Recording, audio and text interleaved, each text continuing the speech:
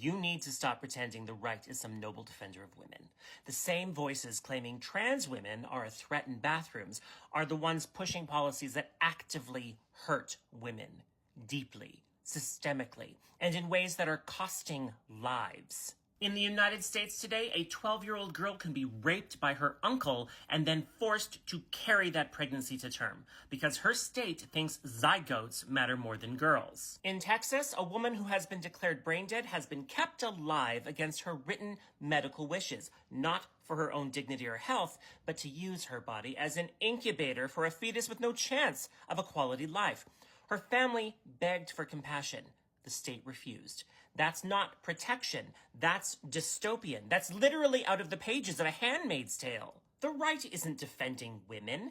They're dismantling their autonomy brick by brick while wearing a predatory grin.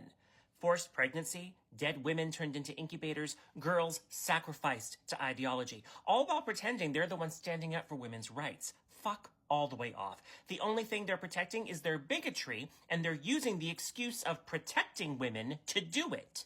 And the conservative right here in Canada is absolutely no better. Look no further than Poilievre's charming musings about women's biological clocks.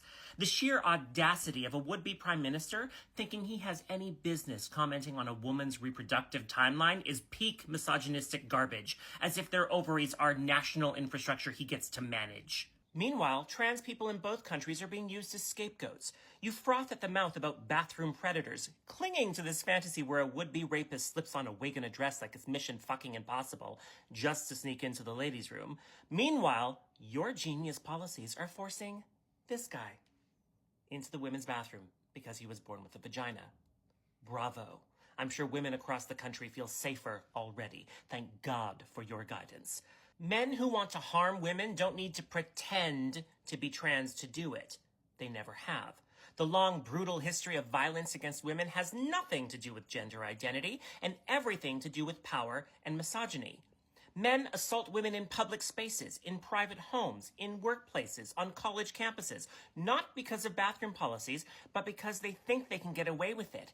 And all too often, they're right. Let's be clear. There is zero credible evidence that trans-inclusive bathroom laws lead to more assaults. None. Law enforcement, researchers, and even major sexual assault prevention organizations agree.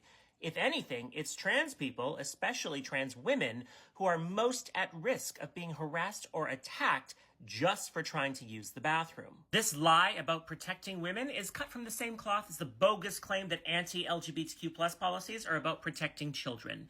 They aren't. They're about control, fear, and pushing queer and trans people back into the closet. They twist the language of safety and use it to justify discrimination. You want to protect women and kids? Great. I'll help you. Start by taking actual threats seriously. Fight for women's healthcare. Protect their reproductive rights. Fund domestic violence shelters. Support survivors. Address rape culture. Teach consent. Challenge toxic masculinity. But don't tell me the right stands for women while forcing children to give birth and using dead women's bodies as human incubators. A trans woman quietly peeing in a stall isn't a threat. The real danger, the one with a history of violence, control, and manipulation, is walking around in a suit, holding a microphone, screaming about traditional values. There's a reason women choose the bear.